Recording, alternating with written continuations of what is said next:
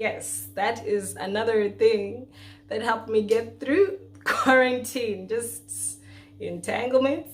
An entanglement. An entanglement with August. At the time I thought I was in love. I really did. I thought I was in love, but hey, entanglements in quarantine. Entanglements, entanglements, entanglements in quarantine. Come and get it. You know the rest that you can do it. I like that. I like that.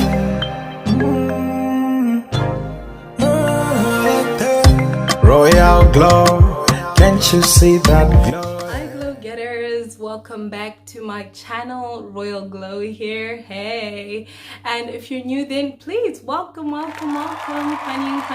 Okay, you're so free to join us, and it's really easy. This is the channel where we glow, grow, and get it. And to get all of that, all you have to do is just tap on that subscribe button. That's it, and you're glowing and growing and getting it. So just tap on the subscribe button. Did you do it? Anyway, yeah, Royal Glow here. Today I'm just going to be telling you about my quarantine experience. You know, I didn't want to talk about it because it's like I'm so over it, you know what I mean? But like my mom reminded me, so many people are still going through it right now. And even my best friend, she's like, you know what?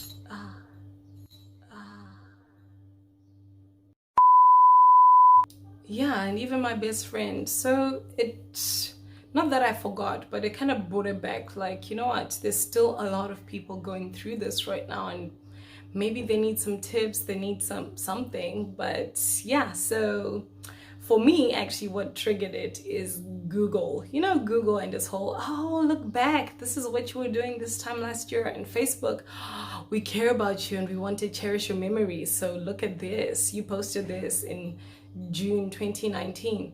So when I looked at it, I was like, wow, I actually had the best time last year. Like from January to June, and me being my extra self, I actually made a compilation.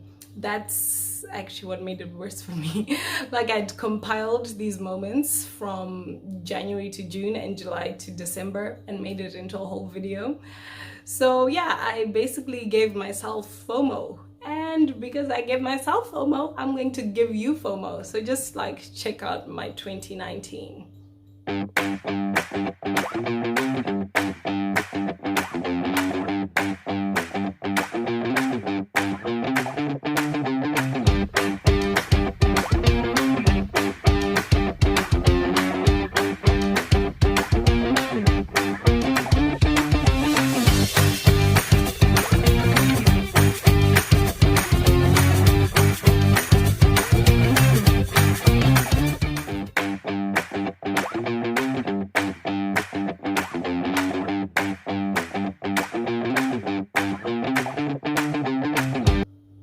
FOMO, right?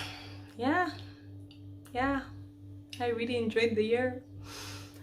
So what made it drastically worse is when I thought about how January to June 2020 went. I was just like, God, I don't know, like, it really it hurt me, you know. So but in any case, I understand that everything works out for good, you know. Either way, I'm still alive. I'm still able to make more memories for this year and years to come, because, you know, my life has been preserved, and for that I'm so grateful. Like when you have an attitude of gratitude, it makes everything worth it. Otherwise it would just all be so depressing. So let me tell you about my lockdown experience and then how I eventually got through it. Like basically I'm gonna take you through a little bit of a timeline, how I felt during this time and that time. And yeah, excuse me if I'm looking down a little bit, because I'll need to just refer back to my notes. Like I said, it's a timeline. So let's do that. So for context, this all happened in January 2020. January 2020 in China is winter. It's still cold, and that's towards the time of Spring Festival. And Spring Festival here is New Year's, yeah? So actually in China we celebrate New Year twice. There's the original, like on the Gregorian calendar, and then according to the lunar calendar, we also begin a new year. So this year, the New Year fell on January 25th. Well, yes, midnight, 25th. So that's about the time that Corona began. I know for most people it's like shocking, like what? Way back in January? Yes. That is when that experience started for us here in China. So it was quiet as usual, because during that festival, it's 2 weeks long. The whole country goes on holiday. I'm talking the entire country. Like everyone leaves. They go to either to their hometowns, or they go travel. That's when people go to like Thailand and Bali and all of that, because those are warm places, and in China it'll be cold, it's winter. So everyone does their little summer trip, summer vacation, come back with a glow, ready for spring. So that's what everyone was preparing for. So it was quiet. Businesses were closed, schools were closed, there was just nobody in the streets. But then it began, rumors, just like whispers started coming out of Wuhan. I live in Hangzhou, so it was like far away, like okay, I don't know, something's going on over there, it's strange, but okay. You know, so that was kind of the attitude, and it continued like that until, let me see, it wasn't that deep. I remember actually when Wuhan was locked down, when the entire city was just like closed off from the rest of the country, I was busy planning an extra vacation. I'm so bad for this, but that is exactly what I was doing. Like, because of these whispers and all of that, it was just indicated that maybe we'd open 1 or 2 weeks later, just to be safe. That's when everything would reopen. So I was like, cool, I have 1 more week, 2 more weeks to be on holiday, so let's get this. Because originally I wasn't going to do anything. It was too short a break, and I didn't have time to plan my things properly. But now they're like, 1 week more. I'm like, bet, this is a holiday. So I was looking at flights. I remember I was yes, that was my attitude in the beginning. Look up flights, go on holiday, use this 1 week to my advantage. Oh, little did I know. Oh, and also just for extra further context, my friends had basically all left. We all graduated in the period of 2018 to 2019. So those who hadn't left in 2018 left in 2019, and then the rest left in 2019, and the last one in 2020 as this Corona emerged. So this is just so you understand, when I'm putting it all together, I'm just creating the backstory for you, okay? So yeah, it didn't look that deep. January 24th, this was New Year's Eve. I'd been invited to a friend's to celebrate Chinese New Year. At their house, we're gonna have dinner and just make the traditional dumplings. That's what you do on New Year's Eve. You make the dumplings, you give red packets and firecrackers, fireworks. That is like the hallmark of Spring Festival here. You have to hear firecrackers, and there have to be fireworks. But everything was off. It was so quiet. There was nobody in the streets. That's when it started to sink in for me, like, okay, I think this virus thing, yeah. So anyway, I get to my friend's house and we're discussing this whole thing. That's when we realized, okay, no. So I got a mask, because I didn't know where to buy a mask. Like, where do you even get a mask? I didn't know any of this. And in any case, they were sold out, because yeah, Wuhan needed them more, and the rest of us out here didn't have any cases or anything. So it was So I got one mask. I'd one mask, and I was like, I'm gonna hold on to this. I'll only use it like when absolutely necessary. Anyway, so it was funny because January 24th, like New Year's Eve, was actually the day after Wuhan got locked down. So Wuhan got locked down on the 23rd. Then on the 24th, New Year's Eve, but there were no vibes at all. By January 26th, I was like, okay, yeah, let's get groceries, let's do this, let's stock up, let's stay indoors for a long time just to be safe. I don't know what's going on, but better to be safe than sorry. January 27th, I decided to go with two of my friends. We decided to go grocery shopping, like strength in numbers. Woo!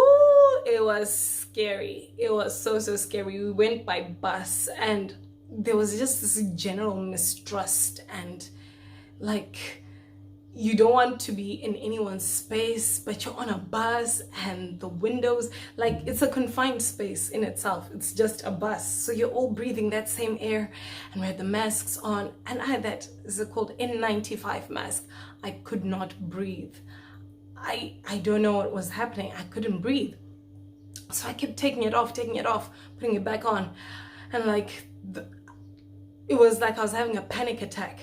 I would take 2 breaths and then have to take it off, put it back on, and it's like, oh my gosh, I can't do this. We got to the supermarket. It was crazy full. That was the most amount of people I'd seen in about a week or two.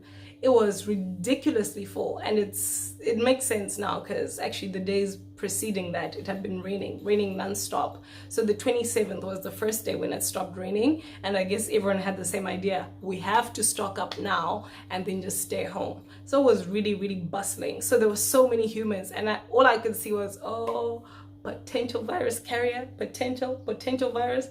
I was like, oh no. So I was trying to keep my mask on because all of these potential virus carriers were around me, but at the same time I couldn't breathe.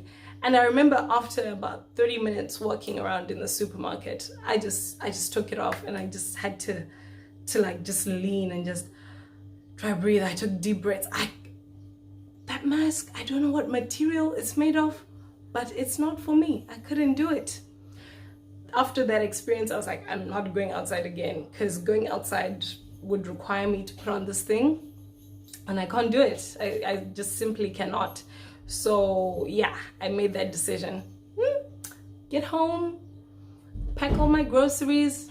January 28th, guess what? Do I not start coughing and wheezing? I was like, oh Lord. The one day I decide to go out, that's the one day I catch the virus.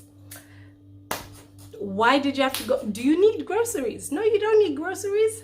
So I was just berating myself like this could have been avoided, but it couldn't. You know, you need to eat. I needed groceries, I needed supplies.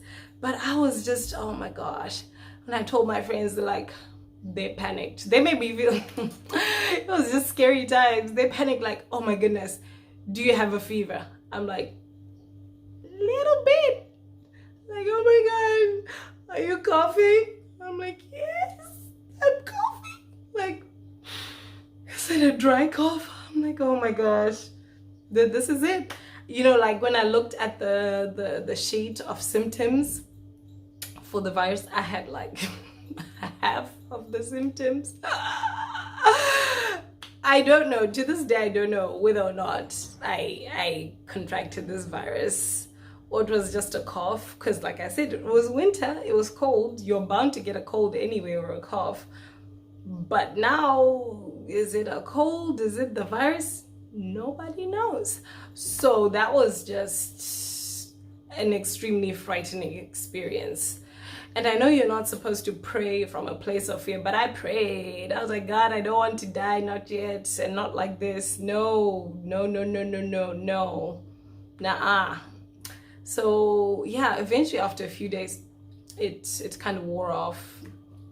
I was taking a lot of medicine, and my friends sent me medicine. Yeah, shame. The care, the love. They sent me medicine like via courier, because yeah, you know, I understand. They weren't trying to be all up in my space in case I had it, but they couriered me some medicine. So bless you. Thank you so much for that. But yes, so I got better. And anyway, that's when, like I'm saying, everything started getting worse. It was deathly quiet. This is a country of 1 billion people, like over 1 billion people, but it was silent, like pin drop silent. There were no cars, there were no kids, there was no sound, and there's always like a background noise of like construction. Nothing, everything was silent. So it was an amplified silence from the usual, you know, it's about to be holiday type of silence, to now it's now holiday, but there's also a virus and you have to stay home. It was just dead. There was no movement at all. Like, so anyway, by February 1st, that's when my city got locked down too. We had to do this whole registration thing, like register where do you stay, like down to the room number, like where do you stay in case we need to find you, that kind of thing. You couldn't leave, you couldn't, yeah. And I think maybe after 2 weeks after they implemented this, that's when you could maybe leave. But you'd have 2 hours. You were given 2 hours once a week. Yes. So you had to delegate one member of your family or of your household to go and do the grocery run once a week. And you had a maximum of 2 hours. If you exceeded that time, you weren't allowed to get back in. So it was just really crazy. Like,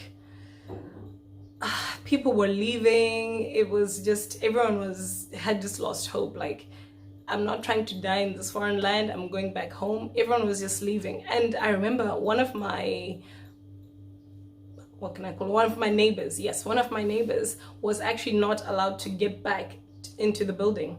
When they did the lockdown, she had been elsewhere visiting a friend, and not elsewhere like in another city or province, no. She was like on campus, and off campus is where she lives, right, in my building. And she wasn't allowed to get back because they're like, no, we don't know where you've been. So literally she just had to take her passport and go home. To this day, even her room, like, they're not allowed to come back. So it was just mad. And I remember that was when I felt really strong feelings of dissatisfaction and frustration and anger towards my country's government, the Zimbabwean government. I actually had to make a choice, like, which is actually worse? Which one is worse? Being in Zimbabwe or being in a country with a virus? Like, it was actually a toss-up. It had to be a deliberation. I had to sit down and think about it. Like, which is, can you imagine that? When you have to sit and think, which would be better for me, which would be worse, to stay in a country where people, thousands and thousands of people are dying, or to go home to my country? It's just ridiculous. But that was literally the boat that myself and a lot of my friends were in, like Zimbabweans. And yeah, we just didn't know which one was better or worse. So anyway, people left, people had planes come to pick them up, Americans, the British people, they were like, nope, we're not trying to do this. They all left. South Africans, they left. And it was just, should I go? Should I stay? Should I go? Should I stay? What's happening? The teachers, like in universities, are advising students like, we don't know when this is gonna end. So if you can go home, go home. So people did, they went home. And which brings us to that whole isolation thing. So it was now me by myself, just one human in this world of silence. And you know, alone time is good, but excess alone time in a negative space is just, I don't know how to explain this feeling, but it was basically choking me. It felt like I was choking. So I tried to distract myself. So I watched so many shows and series. I remember that was the time when I started Money Heist. Bella ciao, bella ciao, bella ciao, ciao, ciao. I watched the whole of Money Heist in the space of 3 days. Yo, I think I watched enough TV for a year. I can't even tell you everything that I watched right now. I do not remember it. I was just going through it. It was just mindless watching show after show, after episode after episode, after movie, just anything, so that I don't have to think. I don't have to like snap back to reality and be like, this is where I am, this is what's happening. The news, it was just death, death, death. And you know, this was new. Nobody knew what it was. You know, like, what is it? Nobody knows. How do you get it? Nobody knew. And eventually more information started coming, like, okay, how is it transmitted? How do you know if you've got it? How to avoid it? That information started coming in maybe in February. Otherwise, in the beginning, it was just the people dying because of some virus. We don't know how you can get it, but yeah, just be safe. Like, how? Sway, how? So it was wild. So all of that, I was just like, no, I don't want. So series after series, I like per day I was knocking out like one season at a time. And then eventually I got to a point where I was like, yo, I'm tired of TV, I'm tired of news, I'm tired of everything. So what did I do? I think that's when, oh shame. By the way, because of this, right? I was just in my room. I was confined to my room. So my body started going through it. Like, I had backache, shoulders were hurting, because the only exercise I got was, the only movement was from my bed to the bathroom, to the window, to the door. That was it. This little, like, that's all the movement I was doing. It was, so my body was like, no, you're tall, you need to stretch, you gotta do something. So, and that was also the time when I was getting fed up with all of this mindless watching. So I was like, no, let's start something, let's start a routine. So I started, like, you know, I'd start working out in the morning, and I'd take a walk in the evening. Like, everyone lives over here, so I'd walk in that direction. I don't want to meet anyone, because like I said, I didn't know if I had caught the virus or not. But if I had, I didn't want to be one of those asymptomatic people just spreading it to everyone. So I was like, no, I'll walk in my own direction, but you know, get some stretches in and all of that with my mask on. So that's when slowly I started to be like, okay, how can we come out of this? Because I was just, from hopelessness, it was just an existence. You know, you're just going day after day after day. It's the same thing. You can't leave. You can't do anything. There's nobody around. Like, I have never felt so alone, you know. But I'm very grateful for my friends and my family that reached out to me. You know, the rest of the world, it was still pretty much the way I was feeling when it began in Wuhan. It was like, okay, something's happening, but they'll probably deal with it. So that's how the rest of the world was just going about their business and not really like, are you okay? But meanwhile, I was here in this vortex. It just felt like this vacuum where I was just the only person in the world. That's how it felt. So, you know, my mom would every day, she does it anyway, but like, you know, my aunts and everyone, it was just, it felt better. Like, okay, you know, someone talking to me, someone praying for me and praying for the country. And it felt, it was something, you know, from this whole vacuum.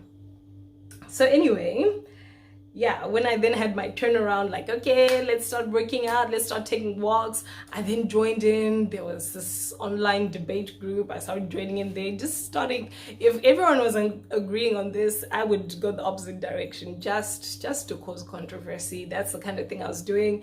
I did all the challenges that came up. I remember the first one was the NASA broom challenge.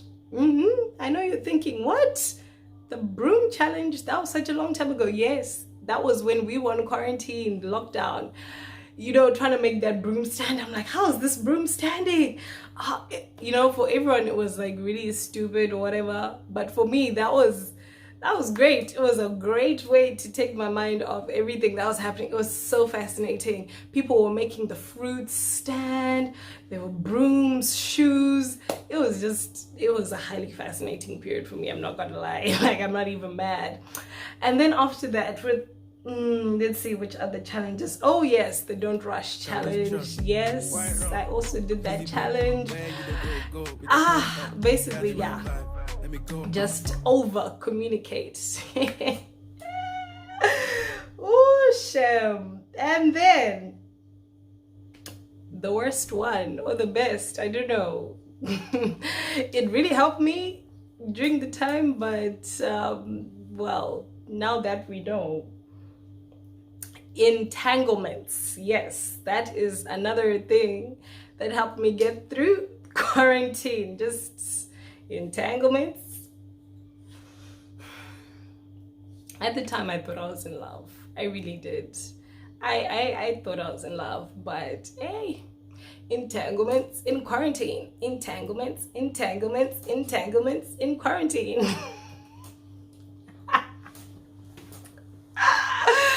Shit, but that was really helpful. Like, if anyone's still going through this, communicating with people is really, really helpful. Like, it helps you to feel less hopeless and less alone. Because I had some dark thoughts, yo. Like, I would be by myself and be like, if I slip in the shower, how long would it be until anyone found me? You know, like I'm saying, you slip into a very dark place very quickly when you're alone all the time with your thoughts just boxed in four walls, just you.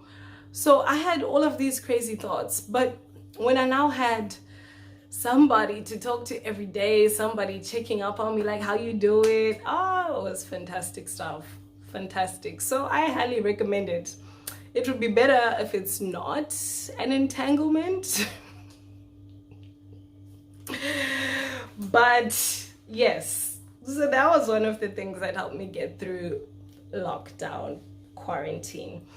And dancing, I danced a lot just by myself in my room, mirror dancing. I used to do this all the time with my friends before they left. So it was a little bit nostalgic, but still I had fun. Just mirror dancing. I'd record some of them. Yeah, just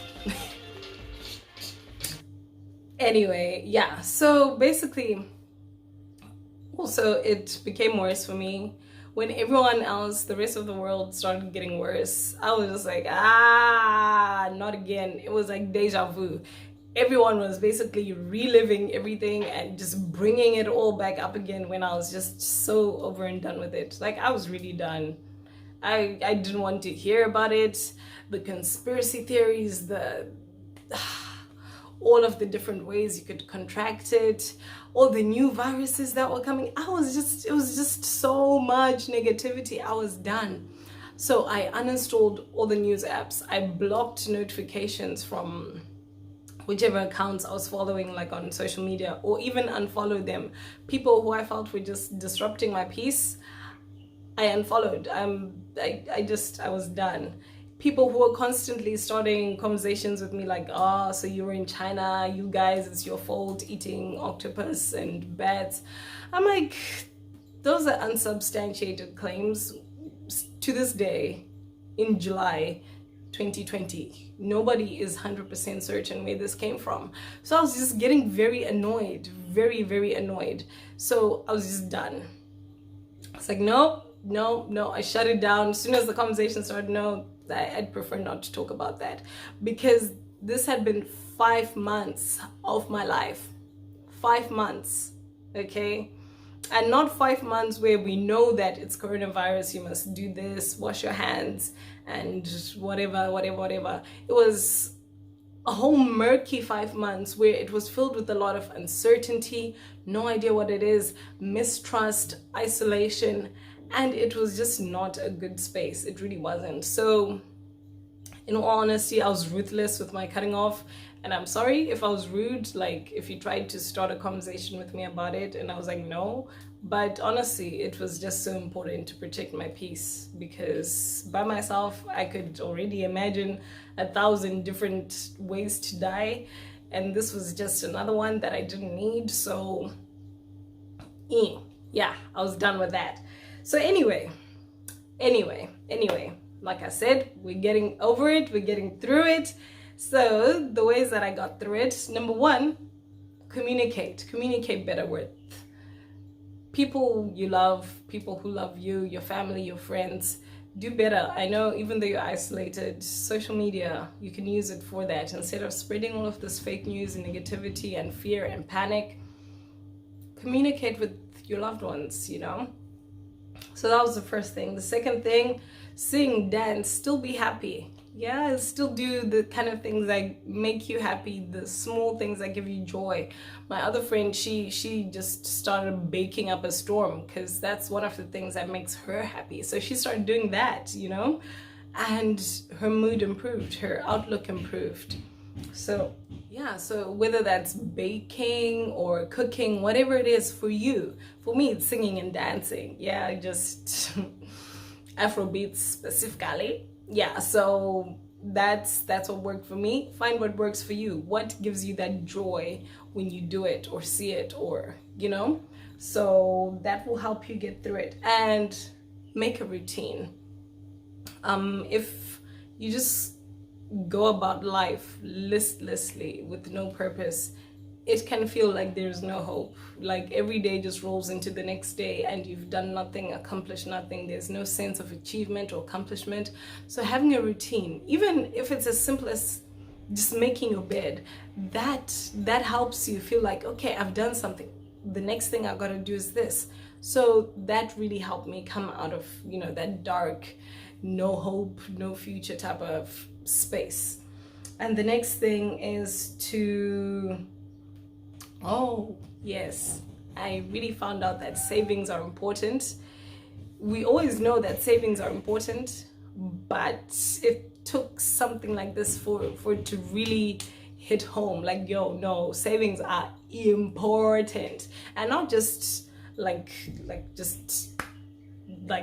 oh, this is savings. No, like, name your savings, like name your money, like this money is for this, this is for this, this is for this. So emergency savings are so important. Financial management is of paramount importance. Yes, you can have your long-term savings. That's, you know, money you want to use for your house, when you build a house or buy a car or things like that. Your investments, that's long-term savings. Call it that. Put it somewhere else. Short-term savings, that's, I don't know, maybe you want to go on holiday, you want to go to Bali, that's short-term savings. You want to buy a new phone, that's short-term savings. Emergency savings is a pandemic, preparing your rent for a pandemic, preparing, like, maybe have 3 months rent. Yeah, 3 months rent at least. Money for food during those 3 months, just money for utilities, that kind of thing. That's what you call emergency savings. You don't touch that. Come rain, come thunder, you do not touch that unless there's an emergency. And an emergency is things like a pandemic, a fire, an earthquake. That's what constitutes an emergency. It was 5 months. Yeah, 5. So savings game had to be super strong for you to go 5 months with no income and not die. So yeah, those were just some of the things that I learned and experienced during this quarantine. Please do share, what was your lockdown experience like, or what is it like? If you're still going through it, did you find any of this helpful at all? And if you're gonna implement anything, let me know in the comments. If you're in China, how was it for you? You know, like, I know we all had different experiences depending on which city you were in, and, you know, whether you're on campus or off campus. So just let me know in the comment section. But thank you so much for watching, and just really stay hopeful. It's not all hope is lost, you know. Very soon we're gonna continue with that glow, grow, and get it. Royal glow, can't you see that glow? Yeah. Fine like gold, she's so sweet and curly. Yeah, Majestina, African melanin queen, every machine.